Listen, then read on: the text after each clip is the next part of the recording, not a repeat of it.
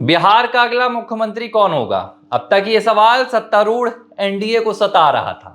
हालांकि एनडीए के तो तमाम नेताओं ने, चाहे वो सम्राट चौधरी हो भाजपा से, चाहे वो चिराग पासवान हो, जीतन राम मांझी हो, सभी ने एक सुर में कहा कि अगले 15 सालों तक अगर नीतीश कुमार चाहेंगे तो वो बिहार के मुख्यमंत्री रहेंगे। लेकिन अब ये सवाल सियासत के गलियारों में विपक्ष के खेमे में चला गया है और अब ये सवाल विपक्ष को सता रहा है कि महागठबंधन का मुख्यमंत्री का चेहरा कौन होगा।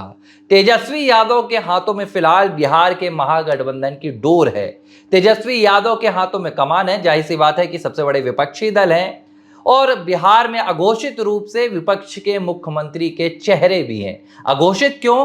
क्योंकि आरजेडी और लालू प्रसाद यादव तो कह रहे हैं कि मुख्यमंत्री हमार बेटवा होगा, लेकिन कांग्रेस अभी भी तेजस्वी यादव के सिर पर मुख्यमंत्री के चेहरे का ताज रखने से कतरा रही है। इसके पीछे की कहानी क्या है?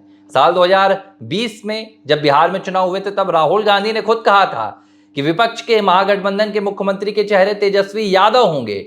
लेकिन 5 सालों में ऐसा क्या हुआ जो अब राहुल गांधी ये कहने से कतरा रहे हैं कि बिहार में विपक्ष के मुख्यमंत्री चेहरे तेजस्वी यादव होंगे? इस पूरी कहानी को समझेंगे। नमस्कार, एबीसी हिंदी न्यूज देख रहे हैं आप। मैं हूं आर मोहन तिवारी। बिहार विधानसभा चुनाव 2025, इसे लेकर सरगर्मियां अब तेज होने लगी हैं। कन्हैया कुमार जैसे चेहरे बिहार की सियासत में पदयात्राएं निकाल रहे हैं, यात्राएं निकाल रहे हैं। बिहार में जाकर भाजपा को, एनडीए को, जेडीयू को घेरने की कोशिश कर रहे हैं और एक लिहाज से कहा जाए तो पूरा विपक्ष फिलहाल अपने चुनावी मोड में आ चुका है। तेजस्वी यादव तो लंबे समय से बिहार में अपनी खोई हुई ताकत वापस हासिल करने के लिए प्रयासरत हैं। लंबे समय से उन्हें उप मुख्यमंत्री की कुर्सी तक पहुंचने का मौका तो मिला, लेकिन चाह तो सीएम की कुर्सी की है। जिस कुर्सी पर उनके पिता लालू प्रसाद यादव बैठे, जिस कुर्सी पर उनकी मां राबड़ी देवी बैठी, अब उसी कुर्सी पर बैठने के सपने तेजस्वी यादव भी संजो रहे हैं। इन सपनों को साकार होने के लिए सबसे पहले यूं तो लड़ाई एनडीए के साथ लड़नी होगी, भारतीय जनता पार्टी के नेतृत्व वाली एनडीए के साथ, जहां तेजस्वी यादव को नीतीश कुमार से मुकाबला करना होगा, सम्राट चौधरी जैसे नेताओं से मुकाबला करना होगा और प्रधानमंत्री नरेंद्र मोदी जैसे सूरमाओं के सामने तेजस्वी की परेड होगी। लेकिन इससे पहले तेजस्वी यादव को असल लड़ाई लड़नी पड़ रही है महागठबंधन के खेमे से, क्योंकि बात अब आकर मुख्यमंत्री की कुर्सी पर फंस गई है। दरअसल बिहार में पिछले कुछ दिनों की राजनीति की स्थिति को देखें तो एक ही बात पर चर्चा हो रही है। नीतीश मुख्यमंत्री होंगे नहीं होंगे, भाजपा ने उन्हें सीएम फेस घोषित किया नहीं किया, लेकिन धीरे धीरे अब ये गेंद सत्तारूढ़ से विपक्ष के पाले में चली गई है। अब हो क्या रहा है? आरजेडी के तमाम नेता एक सुर में कह रहे हैं कि हमारे मुख्यमंत्री के चेहरे तो तेजस्वी यादव हैं। लालू प्रसाद यादव भी यही कह रहे हैं कि मुख्यमंत्री हमारे बेटवा तेजस्वी यादव ही हैं। लेकिन सवाल ये उठ रहा है कि क्या महागठबंधन की साथी कांग्रेस पार्टी भी ये कह रही है? राहुल गांधी जो लगातार बिहार के चुनाव में सक्रिय हैं, बिहार की राजनीति में लगातार अपनी सक्रियता दिखा रहे हैं, दौरे कर रहे हैं, बिहार के मुद्दों को समझ रहे हैं, क्या राहुल गांधी ने भी तेजस्वी के माथे पर सीएम जो फेस का सेहरा है वो रखने के लिए मुहर लगा दी है? नहीं लगाई है। यही सबसे बड़ा सवाल है कि राहुल गांधी ऐसा क्यों नहीं कर रहे हैं। अगर राहुल गांधी को तेजस्वी यादव से क्या गुरेज है? ये गुरेज दरअसल तेजस्वी यादव से नहीं, ये गुरेज है राहुल गांधी को लालू प्रसाद यादव से। मैं आपको 5 साल पहले की एक कहानी बताता हूं। जब 2020 में बिहार विधानसभा चुनाव हो रहे थे तब भी कांग्रेस पार्टी ने 70 सीटों पर चुनाव लड़ा था। 19 सीटों पर कांग्रेस पार्टी जीत कर भी आई थी। तब राहुल गांधी ने बिहार में तेजस्वी यादव को ही महागठबंधन का चेहरा घोषित किया था। अब देखिए, बात ऐसी नहीं है कि राहुल गांधी की घोषणा की जरूरत थी, लेकिन अगर आप महागठबंधन में चुनाव लड़ रहे हैं, क्योंकि 2010 में कांग्रेस पार्टी ने जब चुनाव अकेले लड़ा था बिहार में तो क्या स्थिति हुई थी कांग्रेस की सबको पता है। 4 सीटों पर कांग्रेस पार्टी सिमट गई थी। इसके बाद 15 और 20 में कांग्रेस पार्टी ने महागठबंधन के साथ फिर दामन थामा और चुनाव लड़ा और कुछ ना कुछ जो बची हुई उनकी लाज थी वो बिहार में देखने के लिए मिल गई। तब राहुल गांधी ने खुद तेजस्वी यादव को मुख्यमंत्री का चेहरा घोषित किया था। हालांकि मुख्यमंत्री तक पहुंच नहीं पाए। लालू प्रसाद यादव, तेजस्वी यादव सपने संजोए रह गए और नीतीश कुमार एक बार फिर से मुख्यमंत्री बन गए। अब 2025 में क्या हो रहा है? राहुल गांधी कांग्रेस के लिए बिहार की जमीन तलाश रहे हैं। अब इसमें भी 2 बड़ी वजह है। एक तो राजनीतिक वजह है। जाहिर सी बात है कि कांग्रेस पार्टी को लगता है कि उसे जो राज्यों की चुनावी रणनीति है उसमें भी मजबूत होना चाहिए, केंद्र बस में ध्यान नहीं देना चाहिए। 2024 के लोकसभा चुनावी नतीजों में जिस लिहाज से कांग्रेस पार्टी को थोड़ी बढ़त मिली थी, कॉन्फिडेंस तो हाई था। हालांकि कई राज्यों के चुनावों ने, जैसे हरियाणा की बात हम कर लें, महाराष्ट्र की बात कर लें, दिल्ली में तो कांग्रेस पार्टी को अपना भविष्य पता था।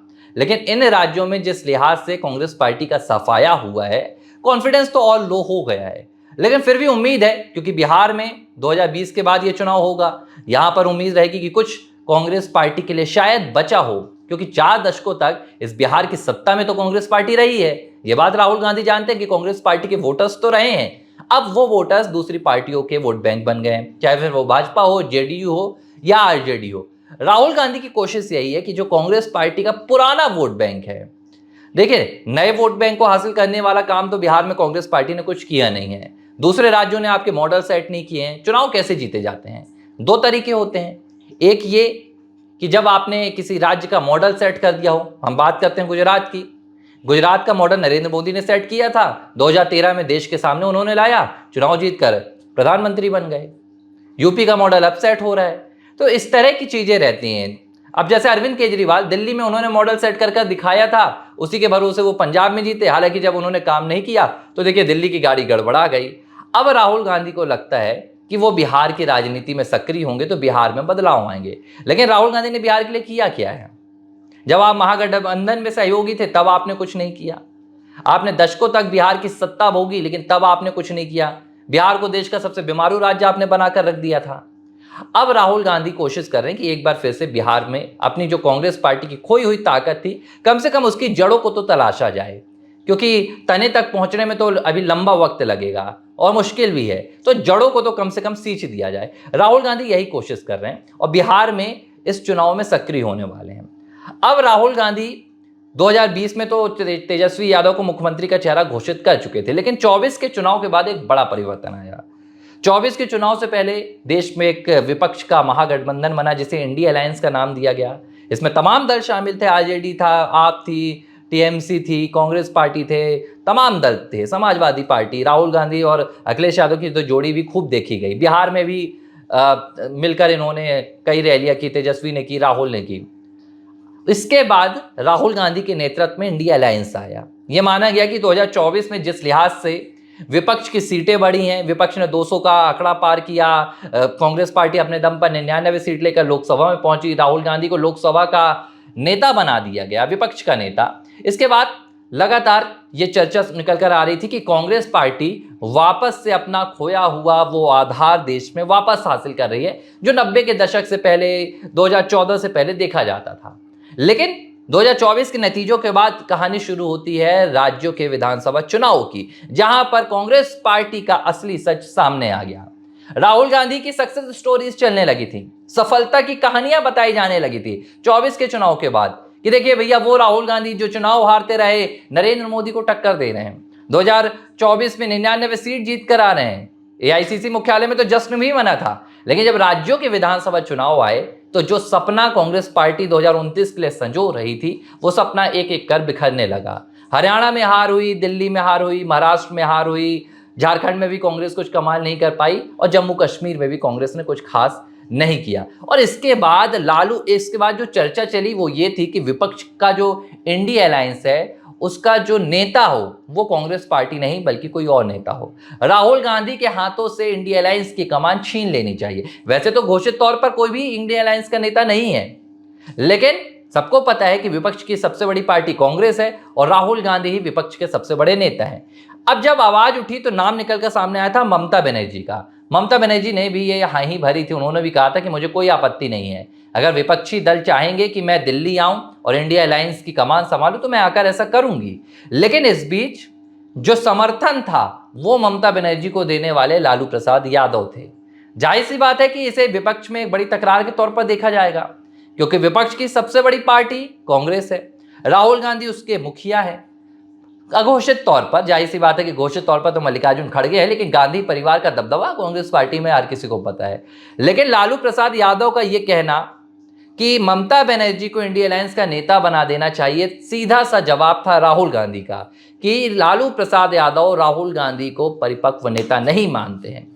लालू प्रसाद यादव नहीं मानते हैं कि राहुल गांधी देश में इस ओहदे के नेता हैं कि उन्हें विपक्षी गठबंधन का नेता स्वीकार कर लेना चाहिए। ये बात राहुल गांधी आसानी से भूलने वाले नहीं है। जाहिर सी बात है कि लालू प्रसाद यादव ने जिस खुले अंदाज में कहा था कि दीदी को दिल्ली लाओ, इंडिया अलायंस का नेता बनाओ, राहुल को यह बात दिल पर जरूर लग गई होगी। और अब जब बात बिहार चुनाव की आई, अब जब बात आई कि विपक्ष का बिहार चुनाव में मुख्यमंत्री का चेहरा कौन होगा, तो राहुल गांधी के नेतृत्व वाली कांग्रेस पार्टी चुप्पी साध कर बैठी है। कांग्रेस पार्टी का कहना है कि नतीजे आने दीजिए और फिर इंडिया अलायंस मिलकर तय करेगा कि विपक्ष का नेता कौन होगा, मुख्यमंत्री का चेहरा कौन होगा। यानी कि जाहिर सी बात है, कांग्रेस पार्टी इस विधानसभा चुनाव को मजबूती के साथ लड़ने की तैयारी कर रही है। और अगर कांग्रेस पार्टी को लगेगा, या कांग्रेस पार्टी वैसे तो मुश्किल है, नामुमकिन तो नहीं कहा जा सकता है, लेकिन ये चुनाव है, यहाँ कुछ भी हो सकता है, तो कांग्रेस पार्टी का ये पूरा मकसद है, ये पूरा विचार है कि अगर कांग्रेस पार्टी बिहार में बेहतर प्रदर्शन करती है तो मुख्यमंत्री की दावेदारी आरजेडी से ना होकर कांग्रेस के खेमे से भी हो सकती है। एबीसी हिंदी न्यूज, आज ही जुड़िए हर खबर के साथ